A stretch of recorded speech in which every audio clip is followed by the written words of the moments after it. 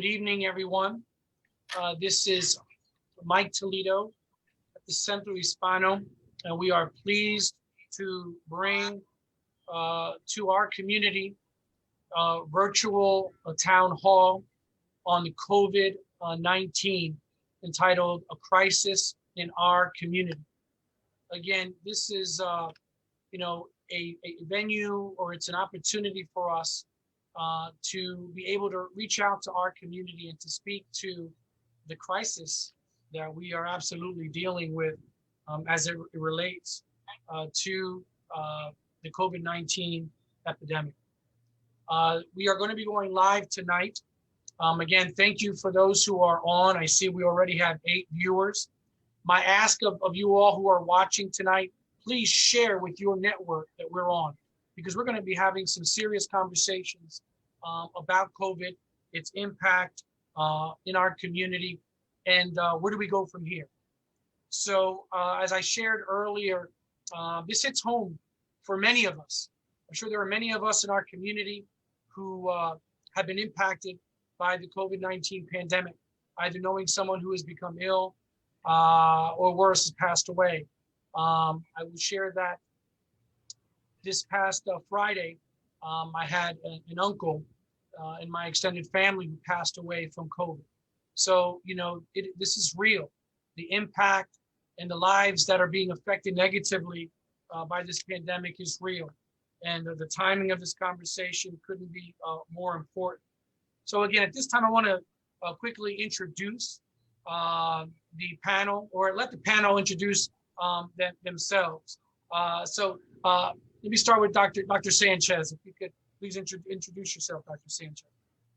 First, I want to say thank you to Mike for providing the leadership to make sure that this information gets out to our community, both in English and Spanish. I look forward to learning as I sit in the panel directly from 2 esteemed doctors. Well, thank you again. My name is Dr. Yamil Sanchez Rivera. I am the Chief Administrative Officer with the Reading School District. I'm also a proud Hispanic Center board member and also a Reading Hospital board member. Iniebel? Good evening, everyone. This is actually something that we've been wanting to do for some time now. My name is Iniebel Ruiz. I am Director of Human Services at Centro Hispano, and this topic is so important for our community, especially with everything that we hear every single day from the community. And I'm just really just happy to be here and being able to provide information for the community. Thank you. Thank you. Dr. Murillo. Hello, everyone. My name is Dr. Luis Murillo. I am a family physician here at the Family Healthcare Center, and I'm one of the faculty professors for the Family Medicine residency. So I'm honored to be with everyone tonight, and I'm looking forward to a really great conversation about COVID and keeping our community safe. Thank you. And Dr. Cabello. Good evening, everyone. My name is Dr. Cabello. I'm one of the second-year family medicine physicians here at Reading Hospital. It's a pleasure to be here with all of you guys and to address this important topic for our community. Thank you.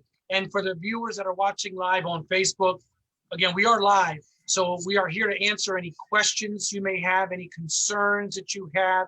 The doctors are here to answer any questions. So please, we want to make this as interactive as possible to make sure that our community gets the most out of this opportunity to have 2 doctors available to answer any questions.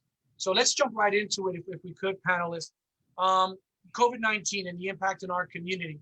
I mentioned last night, since Sunday, we've had over 500 positive COVID test results in our community. We are close to over 500 deaths in our community as a direct result of COVID. What are you seeing as doctors? What are you seeing in the offices as it relates to the COVID? I'll just open it up that way, doctors. So I have the privilege of being able to serve in both the outpatient and the inpatient setting.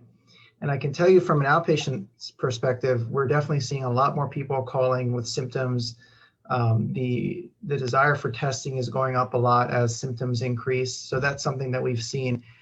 And then in the last week, I actually went into the hospital to work the hospital shift, and pretty much a mirror image of that. We saw more admissions for COVID, higher than I can recall at any time, actually. And people are coming in with a spectrum of illness. Some people are coming in just because they need a little bit of oxygen support. Some people are coming in with very severe symptoms, clots in their body and their lung, and then some unfortunately having to get admitted to the ICU and intubated. So we're definitely seeing the severity being just as bad as it was, if not worse, in the spring. And the overall amount of cases is going up significantly. Yeah, like Dr. Murillo mentioned, we have seen an increase in cases in the, coming into the hospital, especially the incidence of the disease is twice as much as back in April. I think back in April was like 220 cases. Now we're seeing like 440 cases here in the county who are testing positive for COVID-19. So it's definitely worse than back in April or May. As Dr. Murillo mentioned, a lot of people present with like a spectrum of the disease. So definitely it's having a huge impact on the community here in Reading. Now, are we seeing people that are coming in? Are they older people in our community, or are we seeing younger people coming in with symptoms and illness? Help us in terms of how it's affecting the Latino community. What are you seeing as it relates to patients and demographics, what that looks like, so our community understands who's being impacted? Sure. Well, I'll definitely say that, we are seeing a spectrum of patients. In general, I would say that the older people tend to be more sick. They have more comorbidities, diabetes, high blood pressure. And in my personal experience in the hospital, these are the people that are usually the one ending up getting into the ICU and being admitted. However, I will say that there's also a significant amount of young people with comorbidities. And by young, I'm talking, 30s, 20s, who just have diabetes or high blood pressure or ill for another reason. And these people, while they may not ultimately be the most ill, they still are requiring oxygen, which they don't need at baseline, and they need a few days in the hospital just to kind of stabilize themselves. So, as a physician myself in that age range, it's pretty sobering to watch that happen and to know that, it could be any one of us. It depends on how your body reacts to it. I think we'll see down the road that there are certain genetics of this virus that make certain people more susceptible. And you just don't know that until the virus gets inside of you. And then at that point, it's, you just kind of put your hands up and wait to see how it's going to affect you. So you can't rely on the old adage that if you're young and healthy, it's not going to affect you, because it very well may. And we don't know that until you get sick. Understood. Dr. Sanchez, how are you seeing the impact of COVID with the students or with the staff? You're one of the larger employers in the community.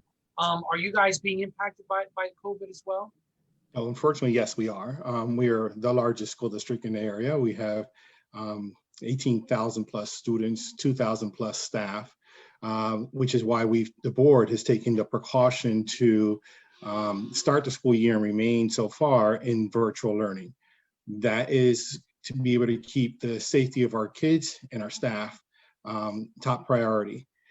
But there are still some staff that need to come in to be able to do some of the essential parts of running a school district, like a business. The facilities, the buildings have to be taken care of. There's business operations that need to happen. And unfortunately, we are seeing some of our staff, get the virus, and the numbers have increased throughout the last month. We take utmost precautions. We have provided PPE for all our staff. We bought equipment to be able to do deep cleaning. As soon as there is a sign of any kind of case, we make sure that we close down the area or the building and do a deep clean right away. Depending on the numbers, we've had to maybe even close down a building for a couple of days. And we're doing the same thing at the Hispanic Center. I mean, any of y'all can speak to, what we're doing as it relates to staff and how we're addressing the social distancing at the office. Maybe you want to share the steps that we've taken at the Hispanic Center? Sure. Since early March, the first thing that we did, of course, was we shut down for a couple of months. But then slowly we asked the staff to come back into our information and referral department. And what we did immediately was we had to close for the public, even though we are open to receiving phone calls and assisting our community through the phone and anything that we can provide through online services. We had to make the decision not to allow anybody in because of the small space that we have at Centro Hispano. And we've been cleaning, sanitizing, providing the PPE for our staff. Each one is in their own offices. And then lately, because of the increase, we had to stagger our staff again. It's very few of us, but some of us are actually working from home and some of us are at Centro Hispano. So we're really trying to protect not only ourselves, but our families and also the community at large. So Mike, if I may add, so we've been talking, obviously this is a scary time. These are some very dangerous situations that we're dealing with. But through adversity, we've learned some things, and we've gotten smarter as to how we work. We've been able to create better process to be able to minimize exposure. So there are some positives out of this very unfortunate situation that will make systems, not just the district, but the hospital and nonprofits alike, better in doing the work, being more efficient, being more cognizant of the health and safety of the people that are in those organizations. So I think that's a lesson learned that we shouldn't make light of. You're absolutely right. But the reality is, our people are dying. Our people are dying, are getting sick at numbers that are out of control. And the reality is, we have to do a better job as a community of being about the change that we all want to see. We all want to get back to normal. We all want the kids to go back to school. We all want to be able to embrace and hug our family members. But right now, the simple act of hugging a family member could cause them to die. I mean, that's the reality that we're dealing with. And I think it's important for our community to understand this community spread that we thought was happening out in the community is happening in our homes. This community spread is taking place in our homes. So we got to talk about that. So doctors, I was going to ask, and we're getting into the holidays, right? We know the holidays are again, we just had Thanksgiving and now we have the Christmas holiday coming up, Hanukkah. So what steps can we take while we're in our homes to protect one another? To make sure that we're doing the things that we need to do to lessen the spread, even in our own homes. Can you guys speak to that, please? So I actually want to take a step back just to underscore what we're going to talk about, which is preventing spread. So in preparation for this meeting, I actually pulled some of the Pennsylvania state data that is freely available on the website. And I did some calculations just to show how bad this infection is right now. So we knew for a long time that some of the more underserved areas of our city, specifically Reading City proper, are being affected by this virus at higher rates than the outside suburban areas. And so to put that into context, what I actually did was I looked at the area codes 19601, 19602, and 19604. And I found that the average amount of cases in each one of those individual zip codes is about 1,821. So 1,821 cases. Now, that's a little hard of a number to kind of put into context, but what I did was I looked at what percentage of the population within that zip code is infected, and it's about 7%. So 7% of the people in that zip code are infected with COVID, which is astronomically high if you think about it.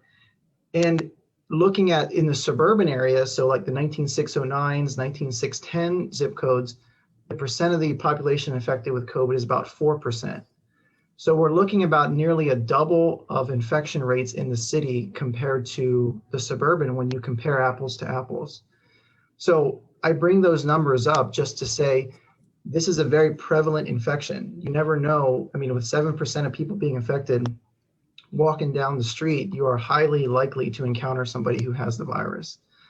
And then when you invite people into your house to celebrate or you go to large gatherings, your chances of encountering these people go up even more. I mean, the mathematics are just exponentially high.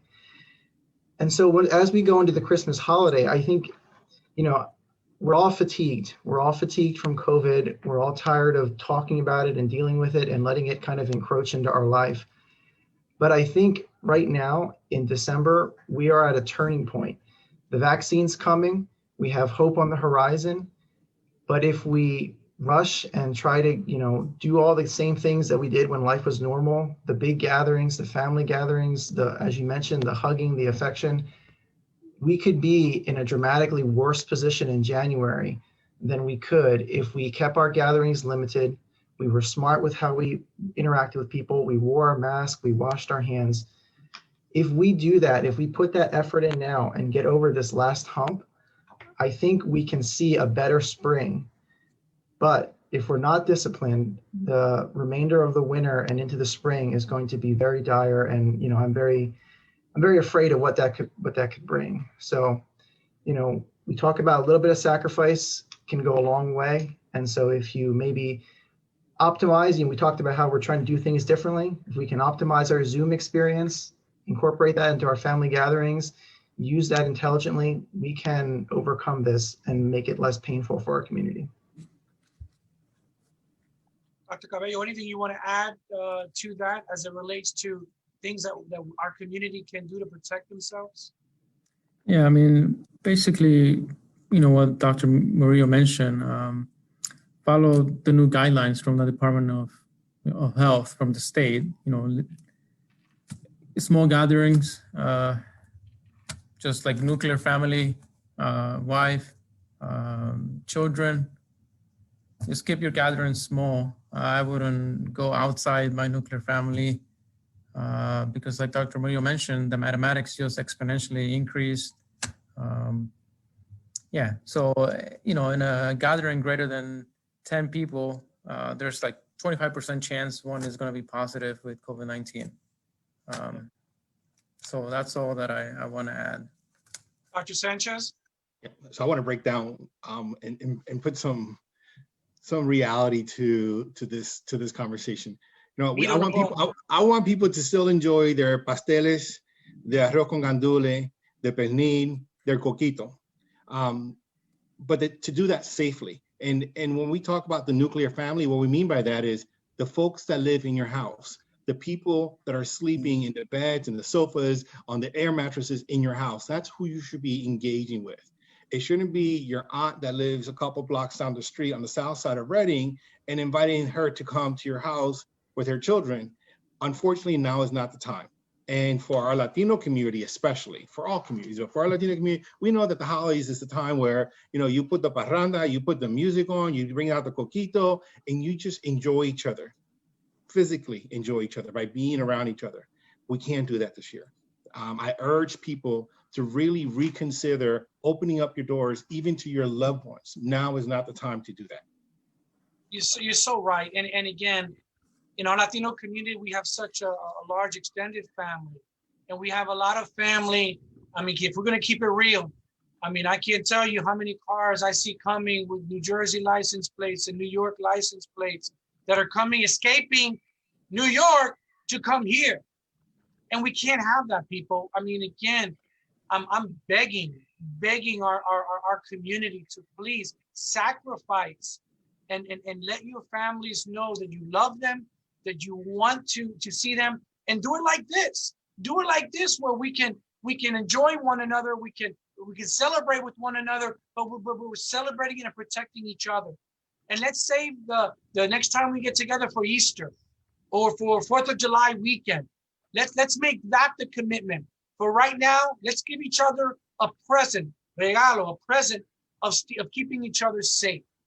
That's my ask of everybody in the community, because it's just so important. We don't want to lose anyone else in our community. And we're imploring you to please do the right things around our families. We're getting some feedback from Facebook. I see Leroy Cruz, who again, strong young man, who said that he's in good health. He was quarantining for over a week and a half because this virus took him out, affected him negatively. So again, this virus does not discriminate.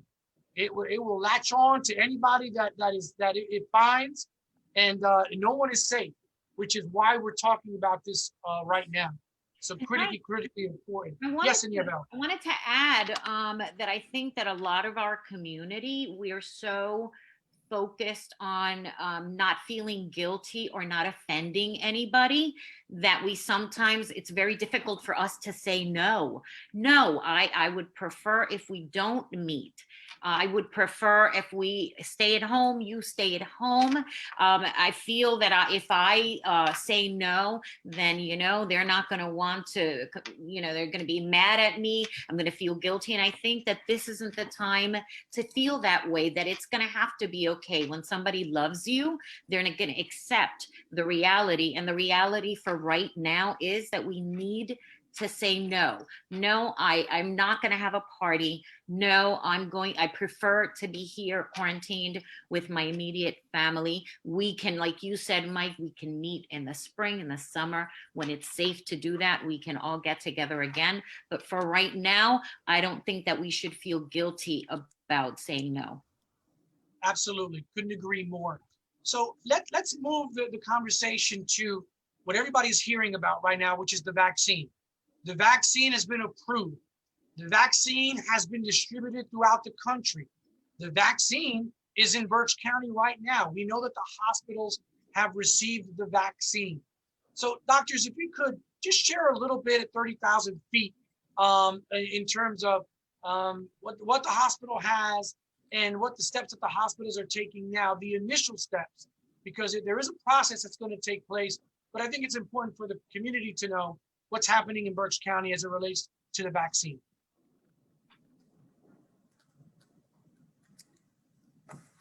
Either Dr. Maria? Yep.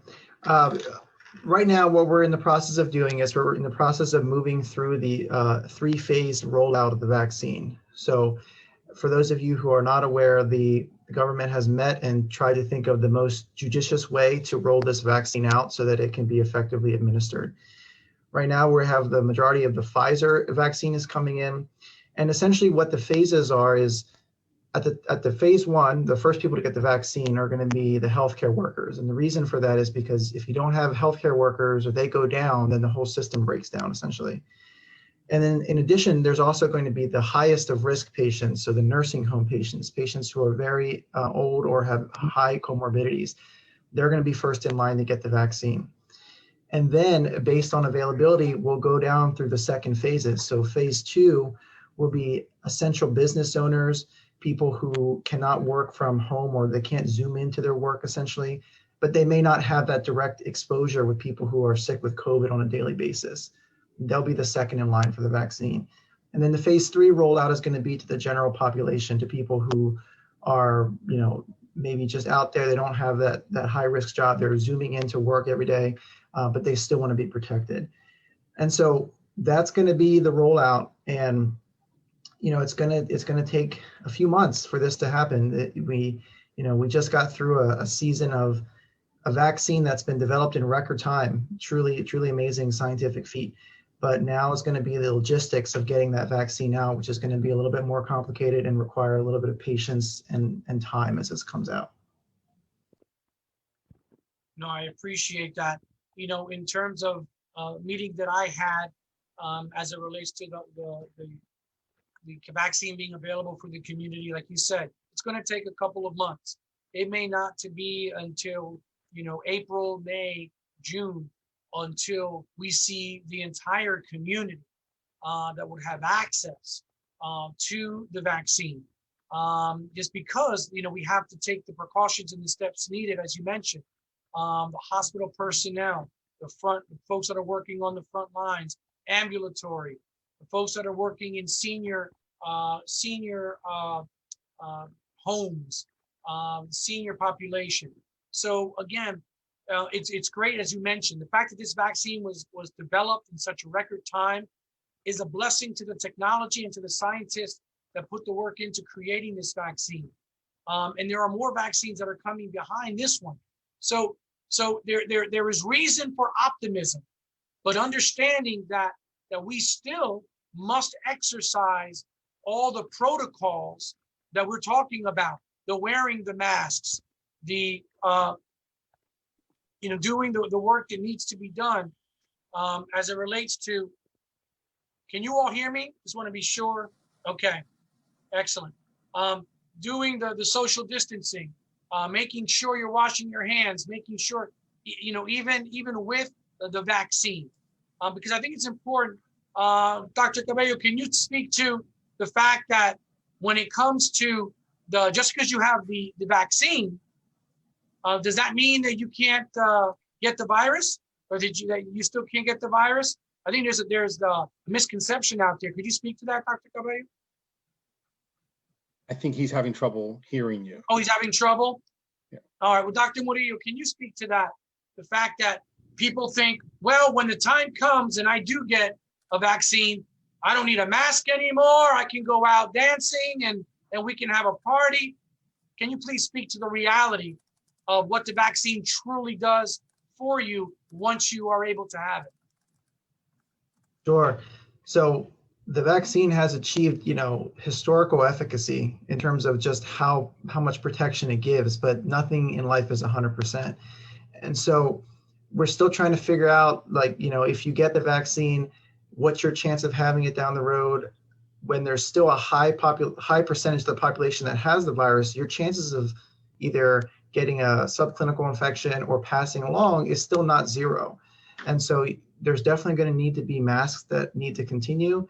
And until we get some critical mass of patients that have, or of people that have gotten the vaccine and the rates of it go down in the community, where we can feel safe to kind of go back to life as normal, so to speak. Excellent. Thank you for that. So one of the questions that are coming back from our Facebook audience, again, thank you all for those who are sending in questions. Please keep them coming, because not only do we get to share the answers with you, but for the thousands of people that will watch this stream in the next few days, that's going to be important for them to get this information as well. So someone asked about insurance. Are you going to need insurance to get this, or will the vaccine be available for everyone in the community? I don't know, doctors, if you have an answer to that.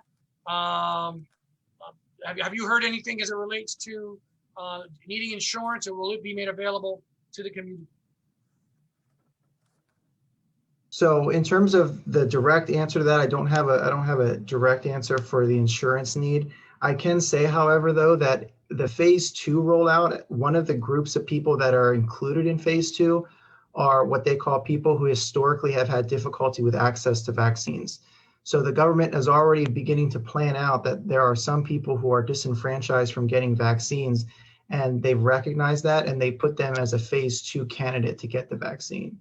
So, as we enter past phase 1 and into phase 2, I'm sure more of this is going to come into clarity, and we can see how we can get the people who don't have insurance, who don't get medical care, how they can get rolled into getting the vaccine. Because as with all public health measures, it behooves us as a community to make sure that everyone gets vaccinated, because it's for the betterment of all of us. It's not a have versus the have-nots. We're all in it together to try to give everybody the protection to keep everyone safe. Yeah, and I will echo that sentiment. The meetings that I'm having, I'm hearing that obviously the government is still working on how they're going to deploy the vaccine, how they're going to get it to the community. So to be continued. So I know Yesenia had that question.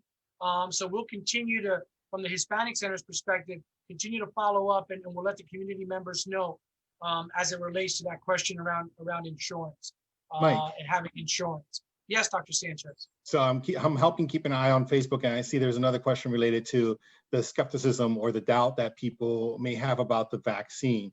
If I may, I'm just going to start it off, but really encourage the medical doctors to chime in.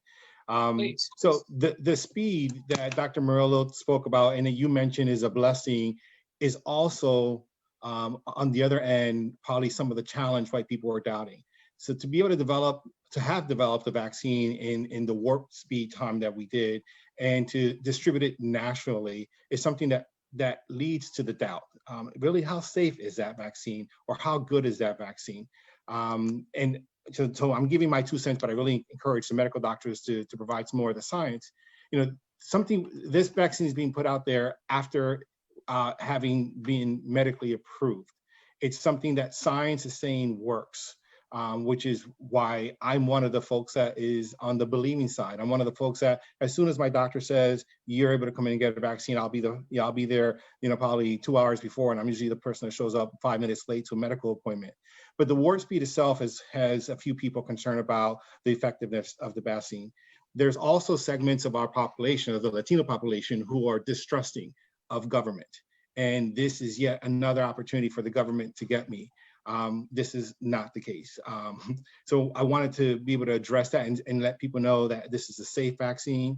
This is the government trying to protect us, not trying to harm us or get to us. Some people in our community, and I'm generalizing here, but they believe, or they listen to the bochinche, and that's not science. This is a topic that we really need to rely on science to be able to make a decision as to how we move forward. And science is supporting folks getting vaccinated. Yeah, I couldn't agree more. I mean, Inyavel, I'm sure, talks and the clients that are coming into the office that are sharing skepticism with her about the vaccine. Inyavel, what are you hearing? What are you seeing with the members of the community that we're helping? What I'm hearing a lot from the community is that they feel that the vaccine came on too quickly and they don't feel that it's safe. What are the side effects? And maybe the doctors can explain a little bit about what they know as of right now, as far as the side effects of the vaccine, because they're more afraid of the side effects than the actual, what it means to get vaccinated, protecting themselves from COVID. Dr. Murillo? Yeah, so I just want to start off by saying that, I truly can see where people are coming from. This is an unprecedented time. I mean, even us in the medical community are like, wow, we can make a vaccine in a year. So to address that, what I want to do is I want to take a step back real quick and talk about how vaccines are developed. So when you have a company who sets out to make a vaccine, as with anything in the world, money drives things. And so the part of the slowness of developing a vaccine is that the company has to put money into that vaccine, make sure it's giving a good return on investment, it's going to work, and then they put a little bit more money in, then do some studies and put some more money in and go like that for years. It takes, hundreds of thousands, millions of dollars to make a vaccine. Some of that was alleviated by the government because the government, through this Operation Warp Speed, put a whole bunch of money into the drug companies and said, here's a whole bunch of money, do everything at once and don't have to do it, step by step, because here's the money and you don't have to worry about funding it. So that removed a lot of the restrictions of, some of the financial restrictions that come into vaccine development. That's the first thing. The second thing is that coronavirus, the actual virus, is something that's been around for many, many years. COVID-19 is a specific coronavirus that causes this illness, but other coronaviruses have been around for 15, 20 years.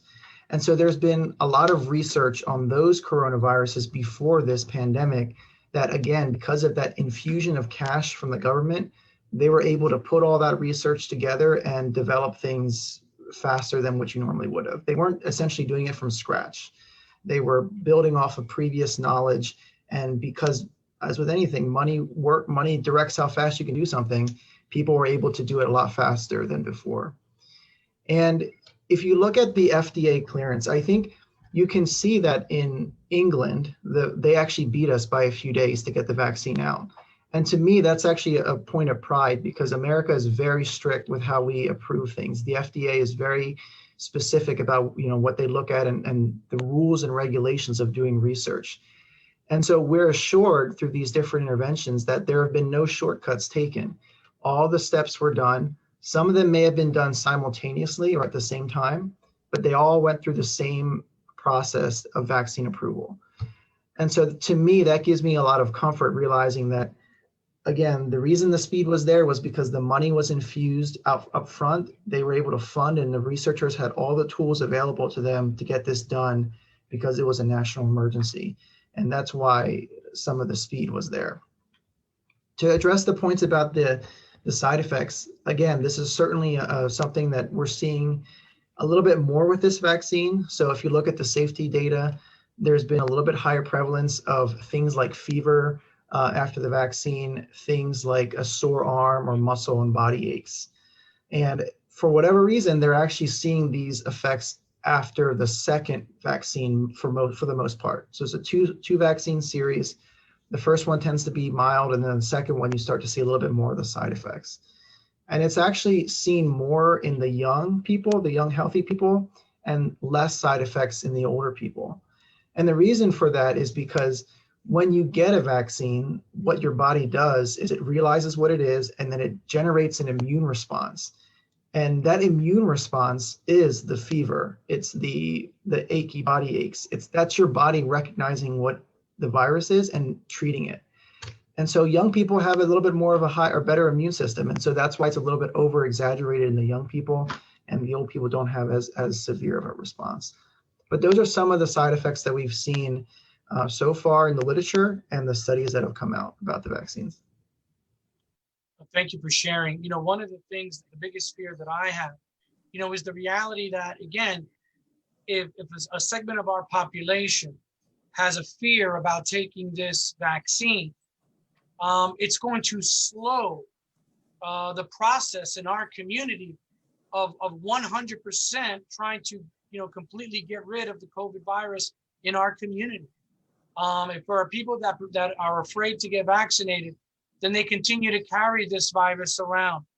And, you know, that's why, you know, again, as it relates to the science, you know, we must trust in the science. As Dr. shared, I mean, there have been trials and tests, and so much has gone into making sure the efficacy of the vaccine is so high with that we must trust it.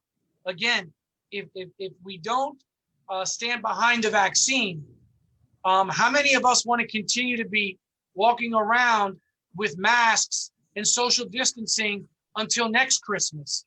We don't want that. We want to turn the corner. So that's why it's so important that those of us in the community, we all have a role to play, all of us, to talk to our family members, talk to our friends, speak to the fact that this vaccine is going to be good for us in our efforts to mitigate and reduce this virus from being in our community. Again, the vaccine, if no one in our community takes the vaccine, we're going to be stuck in this cycle that we're in right now for a very long time. So it behooves us as members of our community. We all have a role to play. Please do your part in sharing how important this vaccine is going to be. Make a pledge to your family, to your friends, that you're going to take the vaccine. I've already made the pledge that if I'm ready, once I'm able to take the vaccine, I will. I will record it so people can see that I've taken the vaccine, because I want people to know how important it is to demonstrate my commitment to our community, because I want things to go back to normal. We all do. So that's important. So I know people are asking, again, some additional questions as it relates to the COVID. We're going to have additional town halls where we'll be able to speak to this issue that's in our community. We've been doing this over the last few months. So know that the Hispanic Center will continue to take the lead in partnership with the Reading Hospital, the Reading School District, and other community partners. Because again, the message, we have to put the message out there. And we all have to do our part. Mike, now, as it relates to, yes, India. I have a really good question. I think this is a really good question from the audience. It Please. says, is COVID-19 going to become like the flu, simply coming annually with a new vaccine yearly? Very good question. Dr. Cabello, Dr. Murillo, anybody? So, you know, it seems like it most likely is going to become like a version of the flu that you require like annual immunization.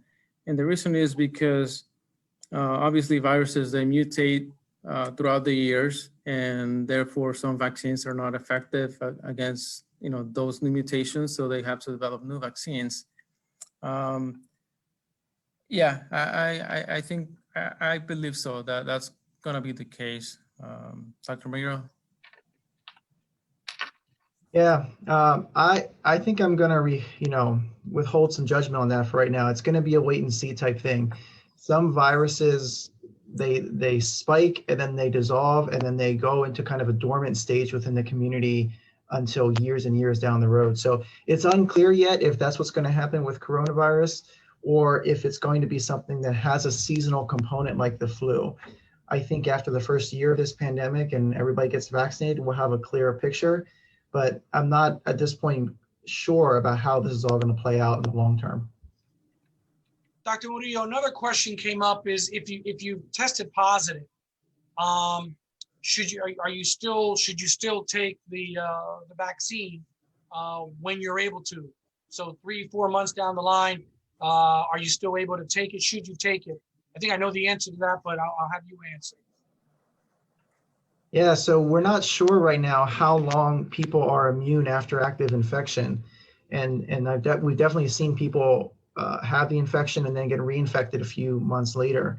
So yeah, I would use every tool that you have to your ability to protect yourself from this horrible virus and the long-term effects that it can cause to your body. And I just want to go back to one more thing that you had said, Mike, about in terms of buying into the vaccine. People are worried about this and if it's, a conspiracy or whatever.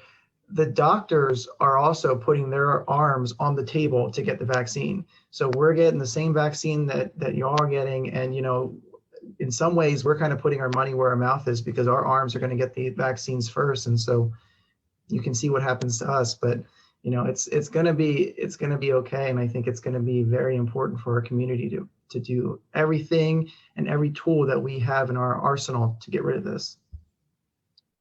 Excellent. I want to. We're going to be wrapping up the English version of our town hall in the next couple of minutes. I just want to give everyone one last opportunity for a message for the community, whatever that message is.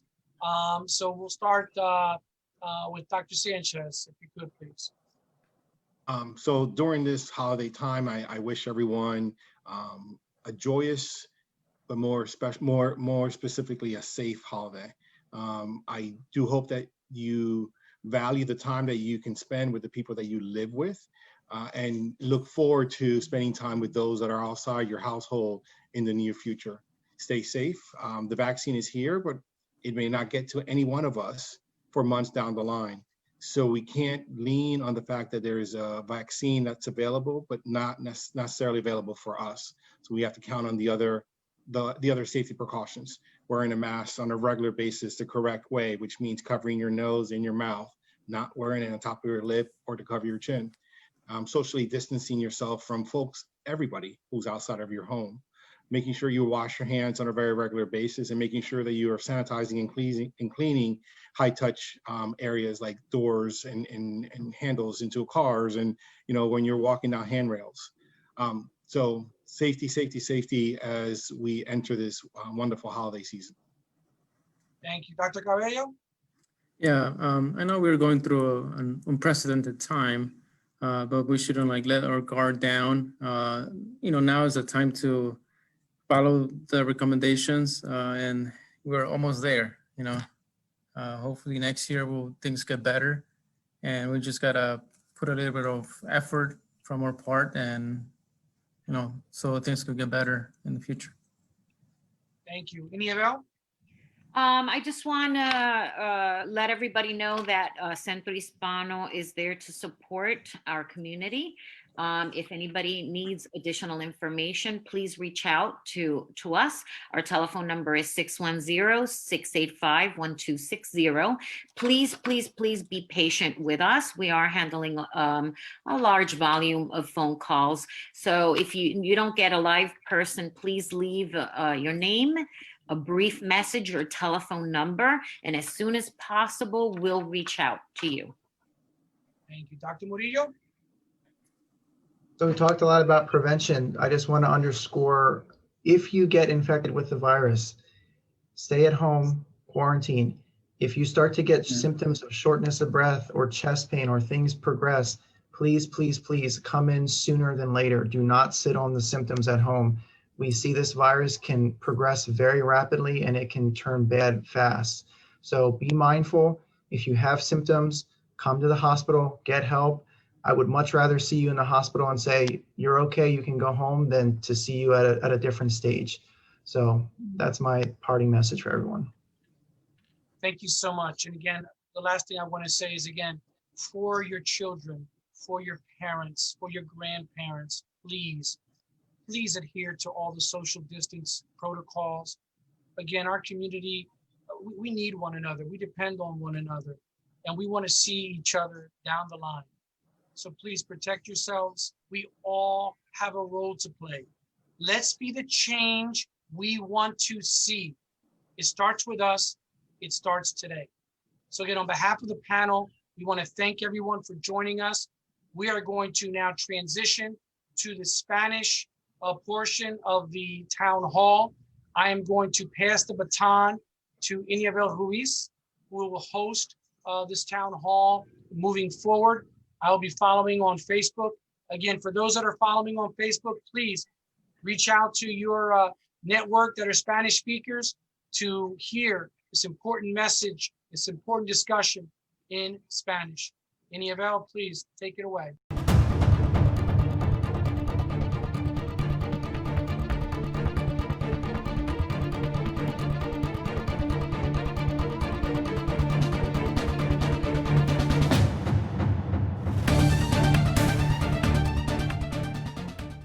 Gracias, Mike. Thank you.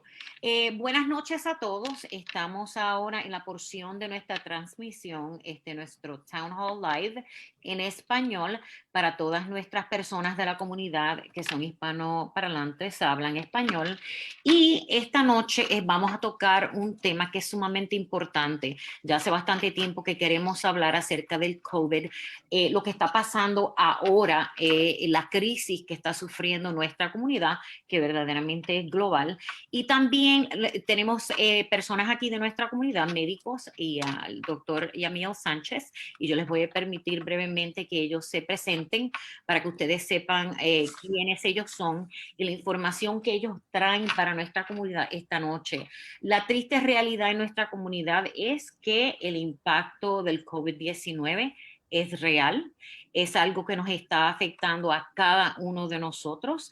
Hay personas que se están muriendo, los casos siguen incrementando, están subiendo en nuestra comunidad y nosotros lo que queremos es exhortar a nuestra comunidad a que por favor tomen nota, ojo con lo que está sucediendo ahora y que se protejan y se cuiden, especialmente ahora en estos próximos meses que ya sabemos que hay una vacuna y además porque ahora vienen las fiestas de Navidad y nosotros sabemos que nosotros los latinos somos personas bien efusivas, nos gusta estar en fiestas, nos gusta estar juntos abrazándonos y vamos a explicar las razones por las que quizás ahora mismo esto no es el momento. Y además, para exhortarlos también a que se unan en solidaridad a todas esas personas que quizás están enfermas ahora, para protegernos, para cuidarnos y para apoyar a nuestra comunidad. Así es que ahora le paso a ustedes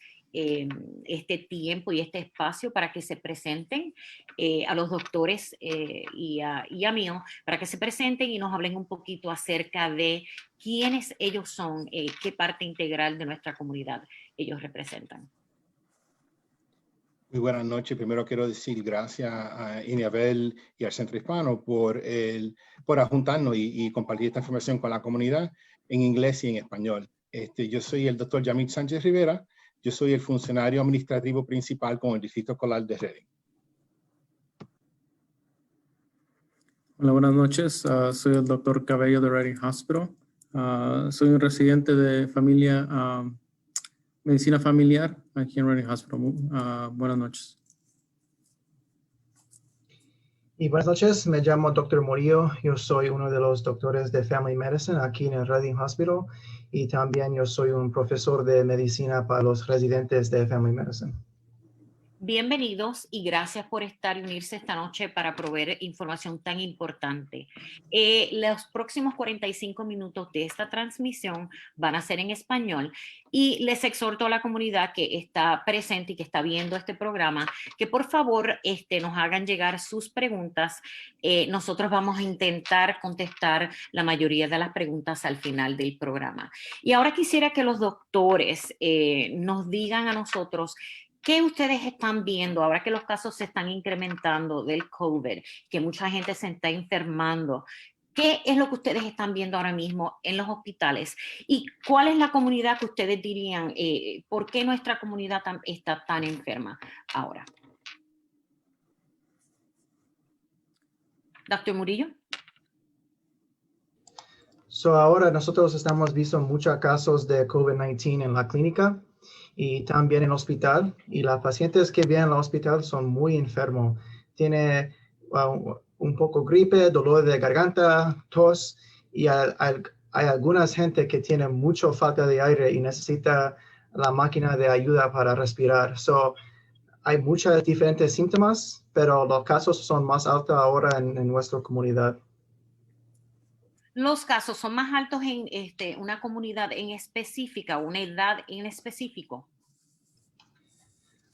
No, toda la gente tiene la COVID, los jóvenes y también la gente que no trabaja, pero aquí miramos casos en toda la gente en la ciudad y también afuera de la ciudad. Doctor Cabello, ¿qué está viendo usted en su trabajo?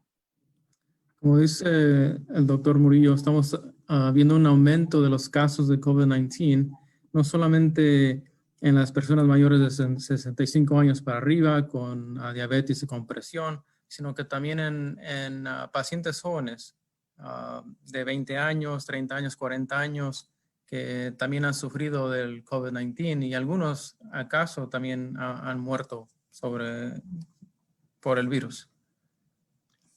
O sea que es un mito verdaderamente que es más una enfermedad para personas mayores, ¿correcto? Usualmente la gente mayor está a alto riesgo, pero yo he visto personas jóvenes que también han sufrido sobre el virus, que han tenido coágulos en los pulmones, coágulos en las piernas, que necesitan una máscara especial para respirar. En general, cualquier persona puede ser afectada y puede progresar y empeorar. Y Abel, si me permite, me gustaría compartir con el público que alguien como yo, que nací en Puerto Rico, yo he estado en Reading desde 1985 y con mucho cuidado yo he andado por toda la comunidad porque mi trabajo me pide que esté integrado con las familias en lo de repartir las computadoras, en repartir las comidas.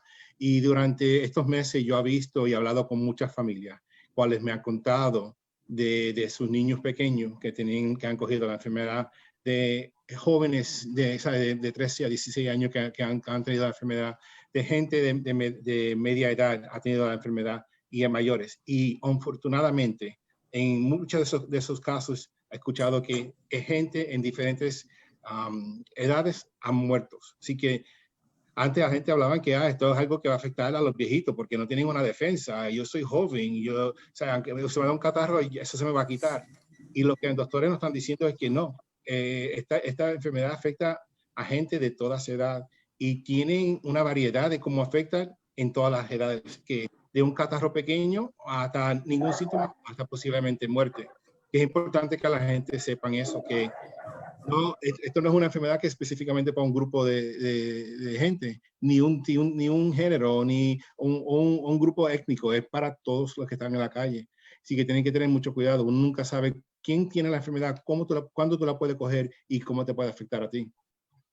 Yo exactamente, y gracias por compartir esa información, Yamiel, doctor Sánchez, porque la realidad es que trabajando en el centro hispano, nosotros recibimos muchísimas llamadas y hemos recibido numerosas llamadas de personas que dicen, mi familia completa, desde el abuelo, vivo con el abuelo, con el tío, los papás, los niños, todos en la familia han contraído el virus y están enfermos. Y tú tienes la razón. Quizás hay una persona que no lo contrajo y entonces todos los demás tienen diferentes síntomas en cómo les ha afectado el virus hasta personas que han estado en el hospital. Así es que sí, es sumamente importante esta información para nuestra comunidad y que las personas que nos están escuchando entiendan la severidad y la diferencia de los síntomas de lo que está sucediendo y especialmente del virus. Yo tengo otra preguntita aquí. Denme un momentito. El impacto en la comunidad es sumamente grande, pero nosotros sabemos que ahora se ha desarrollado una vacuna contra el COVID. Hemos escuchado que ya está en el mercado, que ya va a estar disponible. ¿Ustedes pueden hablar un poquito acerca de la vacuna y lo que eso significa y quiénes son las primeras personas que van a poder recibir esa vacuna? So, las personas primeras que van a recibir la vacuna son los médicos aquí en el hospital y también la gente que tiene la más riesgo de infecciones, como la gente que vive en la nursing home y algo así.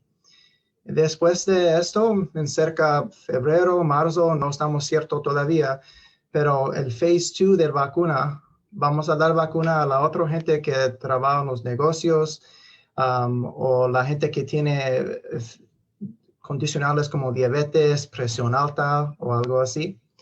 Y después el phase 3 va a ser, again, no estamos ciertos, marzo, abril, algo así, con todo el resto de la comunidad. Los jóvenes que no tienen condicionales como diabetes, presión alta o la otra gente que está saludable pero no tiene otras cosas que son más riesgo para infección.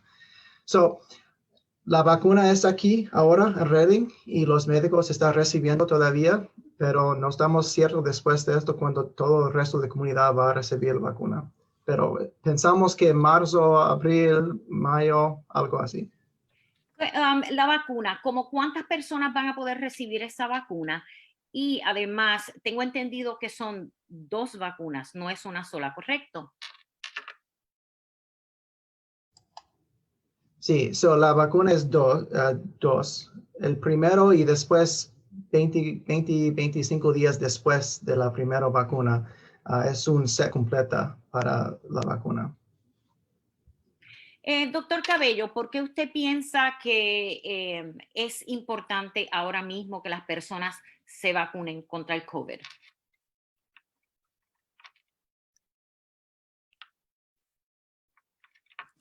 Ahora estamos en una etapa crucial, especialmente por las fiestas navideñas que vienen en una semana o 2 semanas. Es importante porque basándonos en the data from the Department of Health, en algunos cálculos que hizo el doctor Murillo, los condados de Berks County, en los códigos postales 19601, 19602, 19604, en general hay 7% de la gente en esos códigos postales que están infectados con el COVID-19. So, imagínense si no respetamos las guías o las recomendaciones. Uno va a fiestas de Navidad y ahí se contagia con el vecino o con el tío o el primo.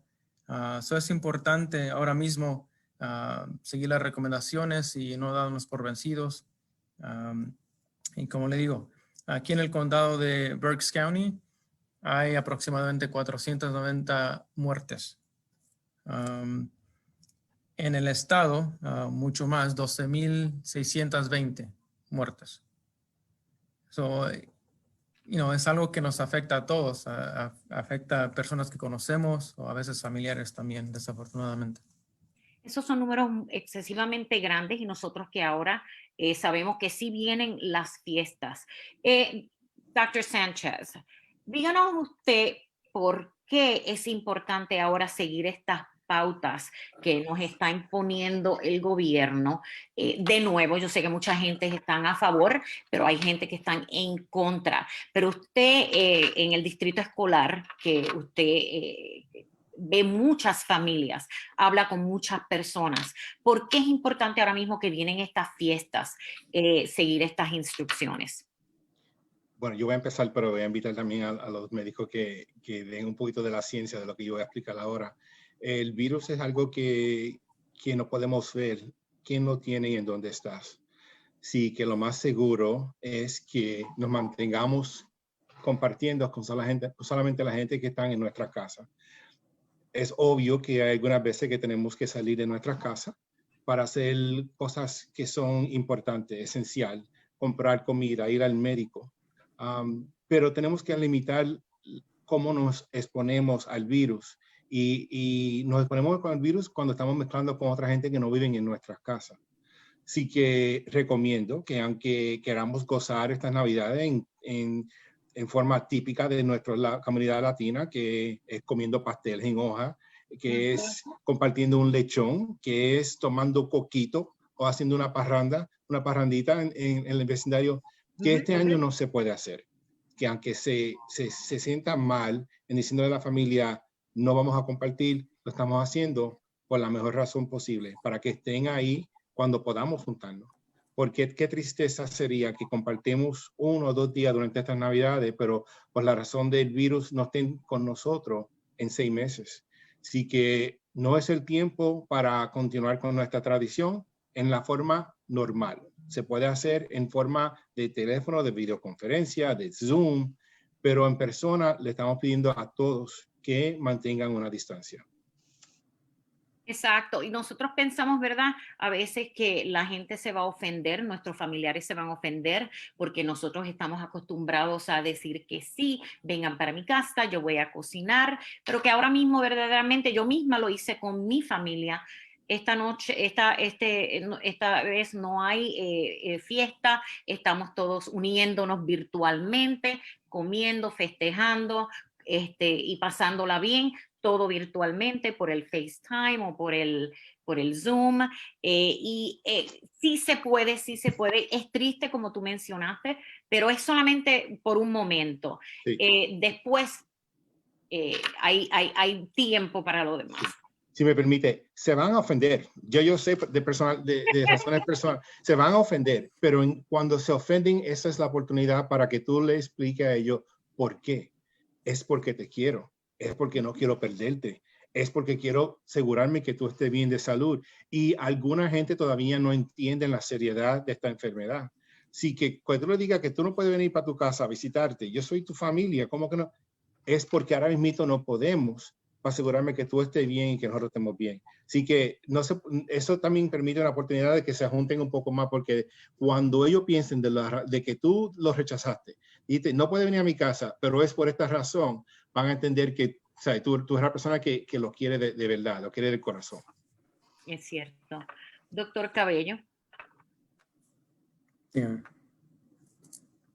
¿Cuál es la importancia verdaderamente ahora que vienen las fiestas navideñas de seguir las directrices del gobierno y mantener ese distanciamiento social? Y cuando hablamos de distanciamiento social, ¿qué verdaderamente significa distanciamiento social? Bueno, distanciamiento social, basándonos en las recomendaciones previas, el pasado mes de julio, poner la mascarilla, estar alejado de otras personas por 6 pies, en la casa, tener menos de 10 personas. Esas son las nuevas recomendaciones del Estado. Sí. Lavarse las manos, pues si va a estornudar, pues con la mascarilla. Esas son las recomendaciones usualmente del Estado. Esas son las principales. Sí. ¿Y por qué eso es tan importante seguirlo? Especialmente ahora mismo que sabemos que los casos están tan altos. Especialmente ahora porque ahora los casos son más elevados que en el mes de abril. En el mes de abril había aproximadamente 222 casos de coronavirus en abril. Ahora estamos a 44. Eso es el doble de casos que al principio de la pandemia. Y ahora con las fiestas navideñas, pues esto puede empeorar. He estado viendo un poco de un estudio que salió la semana pasada, que durante el Día de la Acción de Gracias los casos aumentaron 2 o 3 semanas después. So, obviamente con las fiestas navideñas, pues esto mismo puede ocurrir. ¿Y cuál es el efecto de eso, que los casos sigan aumentando? ¿Cuál es el efecto de eso en la comunidad? ¿Cuál es el impacto? Y en el hospital, si puede contestar esa pregunta. Sí, usualmente ahora en el hospital hemos visto más personas diagnosticadas con COVID-19 que han necesitado ser admitidos en el hospital, y algunos necesitan oxígeno, algunos necesitan otro tratamiento especial, y basándonos en las estadísticas del estado, ellos hacen una predicción que 2 a 3 días no va a haber suficiente camas de ICU, que son de cuidados intensivos. Y también en el departamento de emergencias hemos visto más pacientes que a veces están no en cuartos individuales. A veces algunos están en el pasillo esperando un cuarto que esté disponible. Eso es lo que está pasando ahora. Si hay más casos, pues a veces también los doctores o las enfermeras se pueden contagiar y hay menos personas para cuidar a las personas que están afectadas o necesitan la ayuda médica. Eso es lo principal, de seguir las recomendaciones para que eso no suceda, para que haya doctores, enfermeras, para que haya camas disponibles, para no quedarnos sin recursos médicos. Y eso es muy importante que la gente lo sepa, porque entonces, si hay mucha gente enferma, entonces los recursos en el hospital vienen siendo más limitados. Doctor Murillo, porque ahora que vienen las fiestas de Navidad, sabemos que estamos ahora en una crisis peor que la que estuvimos en la primavera, al principio de todo esto. ¿Por qué es importante que nuestra comunidad entienda que hay que seguir las directrices del gobierno y de la CDC? Porque nosotros estamos muy cerca de una solución para COVID-19. Y si nosotros no hacemos el trabajo ahora de llevar las mascarillas o no tiene familias grandes en la casa, vamos a tener un gran problema en la primavera. Pero si continuar con las mascarillas y continuar con todas las regulaciones que tenemos ahora, la primavera va a ser mejor, y con la vacuna podemos quitar este virus más temprano. Ahora es un momento muy importante porque tenemos el poder de prevenir las cosas muy peor en la primavera. Pero la otra cosa de Dr. Cabello le dijo es que en el hospital, COVID no es la única razón de gente venir aquí al hospital. También tenemos los ataques de corazón, los strokes y todo esto. Y si tenemos menos camas, no tenemos el mismo camas para las otras enfermedades también. Tenemos que trabajar juntos como una comunidad para tener una Navidad más sana y una primavera bien.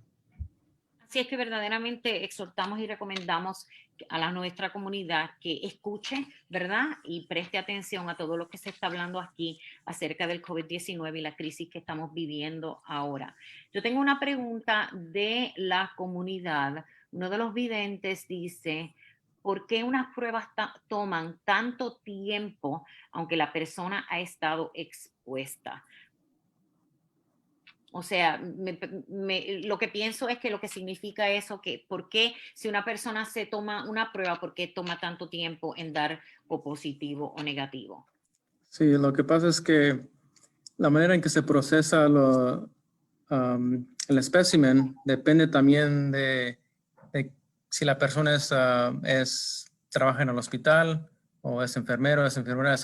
Las pruebas son más rápidas, son de 2 a 3 días, porque tienen que saber que no están infectadas para así no infectar a los pacientes o infectar a los demás.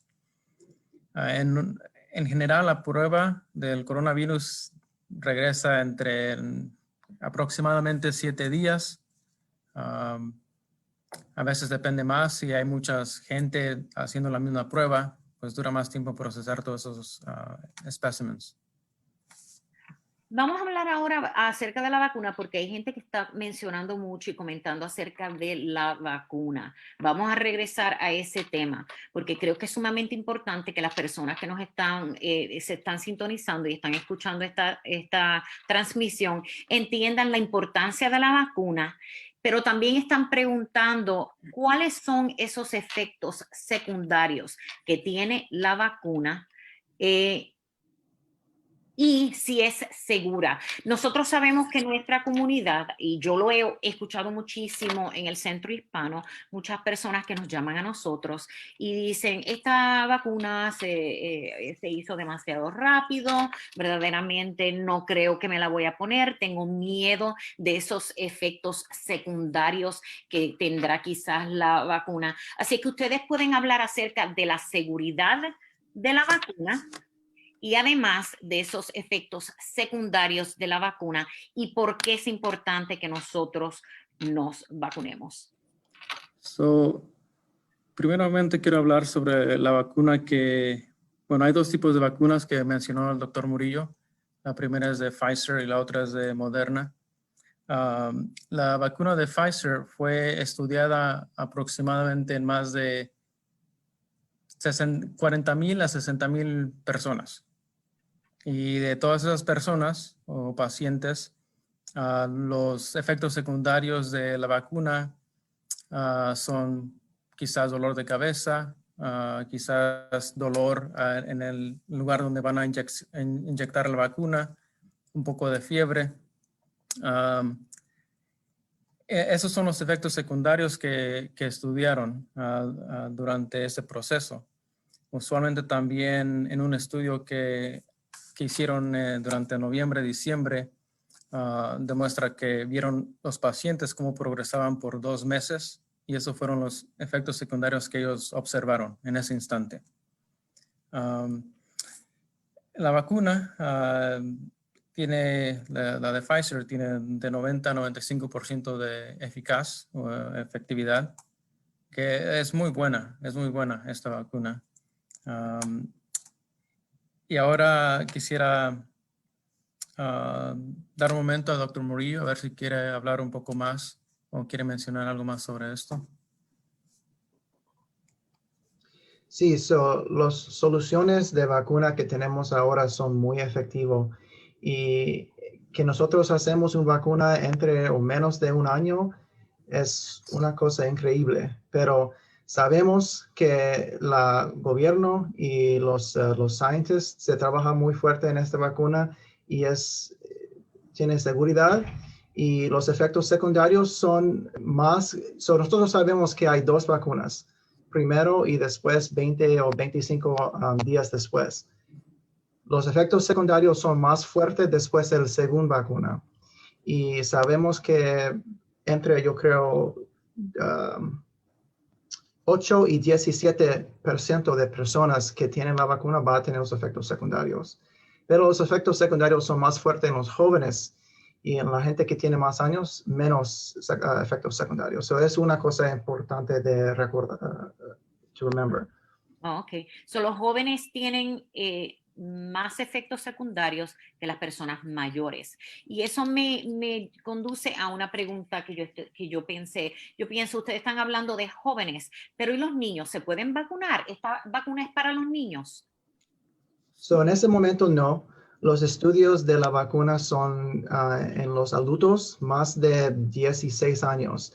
Sabemos ahora hay más estudios que dicen que los niños 16, 17 está bien, pero los niños menos de 12 años, 13 años, ahora no sabemos tanto información si es seguro en este gente. So, ahora son los adultos que pueden tener la vacuna. Pero es posible en el futuro vamos a tener más estudios y en los meses que vienen vamos a saber más. Y quizás entonces después haya algo para los niños, ¿correcto? Correcto.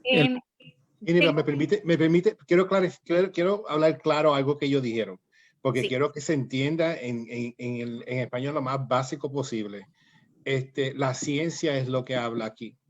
Y ya yo me crié en Puerto Rico, en Canóvana, la Central, en un campo en cual la vecina le decía a otra vecina lo que pensaba y habló con una persona que estaba, bueno, esto no es lo que estamos hablando aquí. Aquí lo que estamos hablando es que científicos hicieron unos estudios y analizaron la información que estamos presentando y lo que necesitamos que compartan con la vecina, con la abuela, con el niño, es que la ciencia está dejando saber que esto es algo seguro, es algo que debemos hacer. Y quiero que esto se entienda bien claro, que no es que una abuela está haciendo a la vecina que esto no funciona. Esto es alguien que estudió ciencia y analizaron esta información para que estemos bien. Así que, por favor, que se repita ese mensaje. El mensaje que se repita es de una vacuna segura. Esto es una forma para ayudar a todos nosotros en nuestra salud y poder regresar a una normalidad. Gracias, Yamil, por esos comentarios, porque creo que es importante clarificar, ¿verdad? Para todas esas personas que están escuchando, que lo importante aquí con la vacuna es que está hecha por científicos, ha sido estudiada. Se mencionó también anteriormente que el COVID-19 no es nuevo, que es un virus que ha llegado, se ha mutado y que esto se ha estudiado por mucho tiempo, que no es algo nuevo y que la vacuna como tal sí se ha comprobado que es por lo menos la de Pfizer 95% eficaz. Ahora, eso me trae a mi próxima pregunta para los doctores, porque tengo alguien que preguntó, aunque yo tenga la vacuna, ¿significa eso que yo no me puedo contagiar? Y si me pongo la vacuna, ¿significa que ya puedo salir a la calle sin la mascarilla, sin el distanciamiento social? ¿Qué significa? ¿Qué pasa después que yo me ponga la vacuna?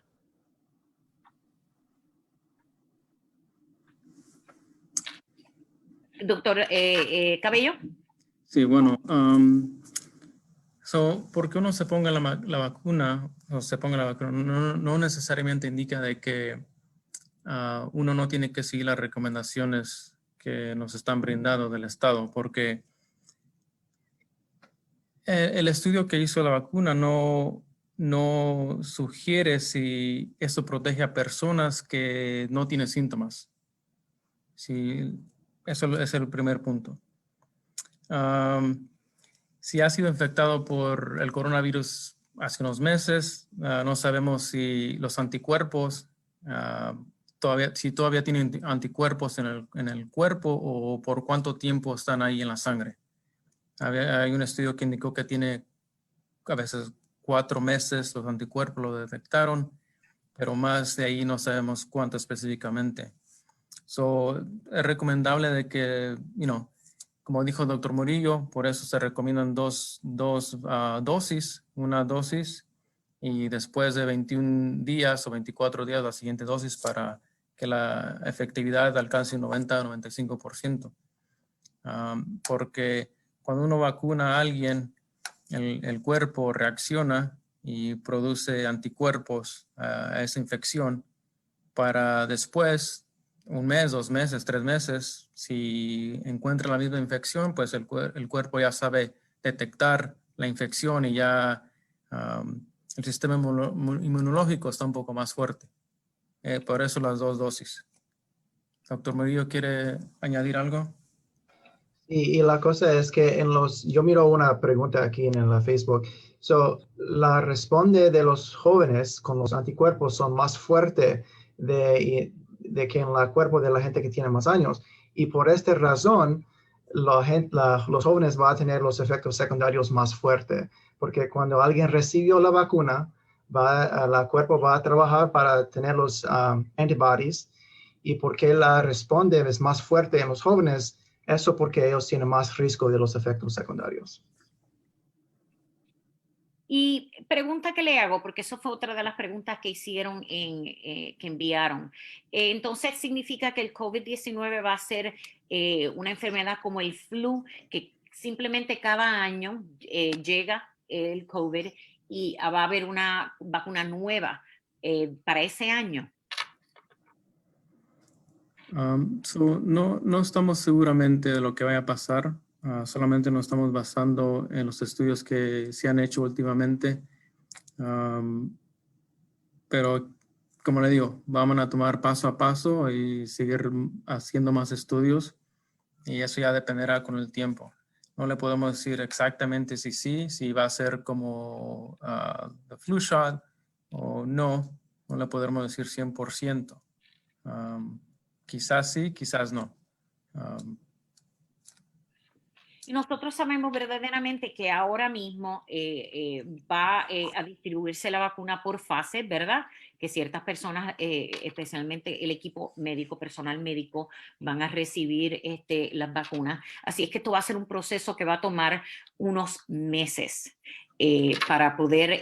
¿Ustedes piensan que ya como para marzo la vacuna esté disponible para toda la comunidad?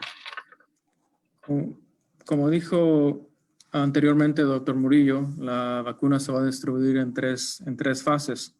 La primera es para el personal médico y las personas que viven en nursing homes. Segundo va a ser para personas que trabajan en trabajos esenciales. Y la tercera es para la gente general o para los demás.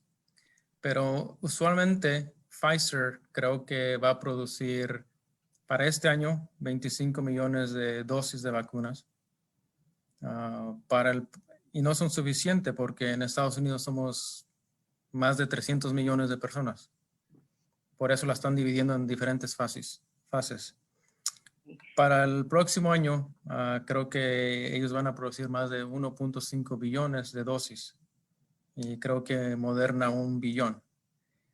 Esperemos que para la primavera o para el verano ya esté disponible esta vacuna para la fase 3, que es para la comunidad. En general.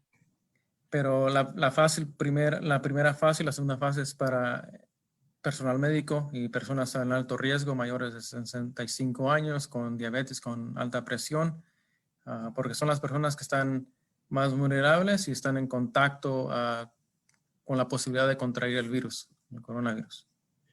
Y por lo que él está explicando ahora mismo es la razón porque tenemos que mantener usando la máscara, mantener el distanciamiento, mantenernos en nuestra casa, porque aunque tenemos la vacuna, estamos hablando de un proceso que posiblemente nos lleve hasta cerca del próximo verano. Depende en varias cosas.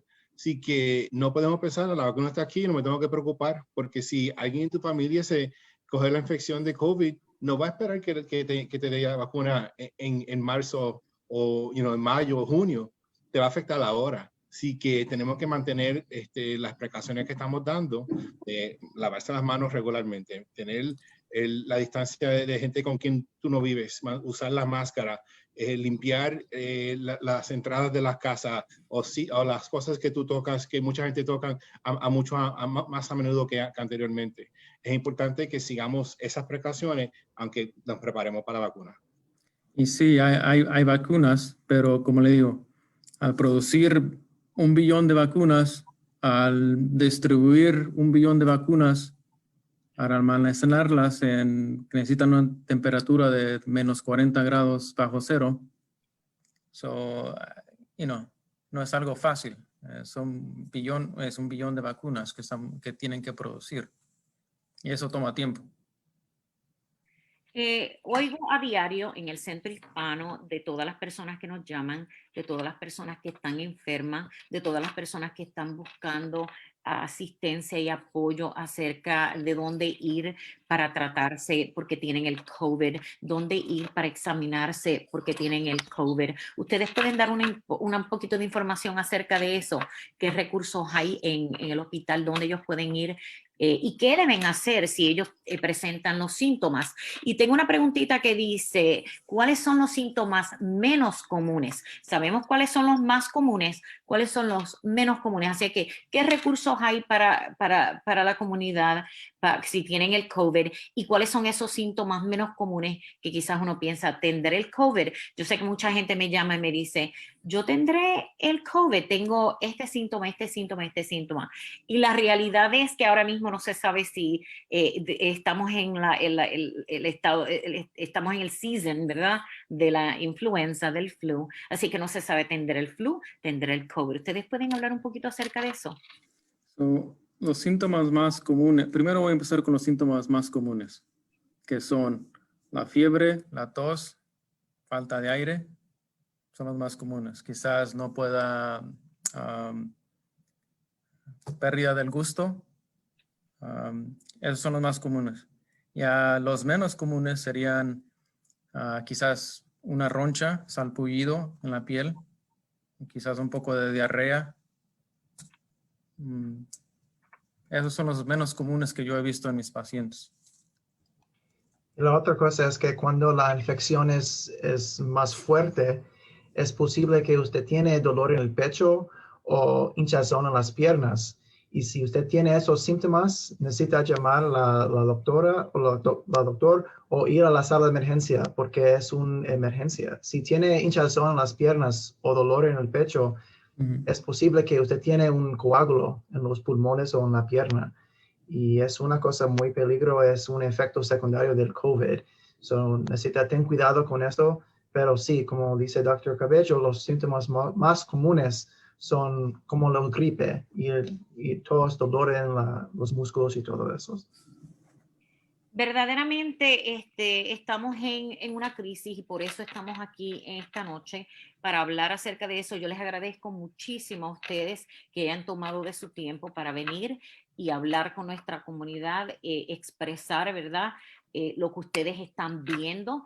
¿Cómo nosotros como comunidad podemos continuar apoyándonos en estos próximos, especialmente ahora en la Navidad y después en estos próximos 6 meses, en este tiempo que nos toca enfrentar el COVID, la pandemia, la vacuna?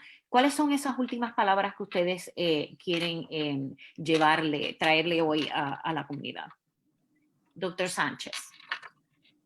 Primero le quiero desear a todos los que nos están escuchando que tengan una época navideña segura y segura con su familia, que este tiempo siempre ha sido el tiempo de compartir con nuestros más queridos. Este año va a ser un poco diferente porque les recomiendo que pasen ese tiempo solamente con los más queridos que están en su casa. Queremos que estén ahí en unos cuantos meses cuando podemos salir afuera a compartir, a visitar, a compartir, y el año que viene a darnos esas parrandas. Pero este año, mis palabras para despedirme es que los quiero tanto y los quiero ver otra vez en unos cuantos meses. Por esa razón, mantengan su distancia. Gracias, doctor Sánchez. Doctor Cabello. Sí, solamente quiero mencionar que estamos en un tiempo que no hemos visto por casi más de 100 años, desde el Spanish flu. Pero, hay que seguir con las recomendaciones. Estamos en un momento crucial en que, estamos ahí, pero todavía no estamos, o hay que seguir esforzándonos. Y aparte de eso, pues, les deseo una buena Navidad y feliz Año Nuevo. Primeramente, la salud. Gracias. Gracias. Doctor Murillo. Estamos cerca de la solución, muy cerca, pero los próximos 2 meses van a ser difíciles. So necesitamos continuar el trabajo difícil, llevar las mascarillas, lavar las manos, ten cuidado, porque si hacemos el trabajo ahora, vamos a tener un buen primavera. Y finalmente, si usted tiene síntomas de COVID, gripe o tos o síntomas que no son muy fuertes, quedar en la casa y llevar las manos y no ir afuera. Si usted tiene síntomas de dolor en el pecho o muy falta de aire o tiene hinchazón en las piernas, por favor, ir a la sala de emergencia porque el COVID puede ser muy fuerte, muy rápido y necesitar cuidado y ayuda está aquí en el hospital. Gracias. Muchísimas gracias por esta información y por sus pensamientos.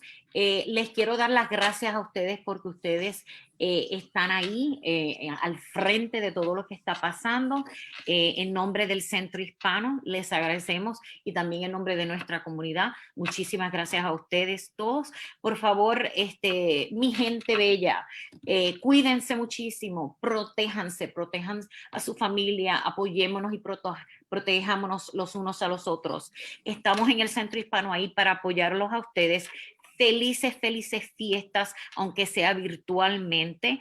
Hay tiempo para, como dijo Yamil, la parranda en unos meses. Quizás tenemos la Navidad en July, como dicen aquí. Pero por ahora, vamos a continuar con ese distanciamiento social. Recuerden lavarse las manos frecuentemente. Usen esa mascarilla. A los que sí se van a vacunar, que tienen esa oportunidad, continúen protegiéndose y esperemos que todos tengamos esa vacuna pronto para poder vivir una mejor calidad de vida. Estamos ahí para apoyarnos. Muchísimas gracias y un fuerte abrazo de nosotros para todos ustedes. Que pasen una bonita Navidad, feliz año nuevo y que sea un año próspero y con muchas bendiciones. Gracias.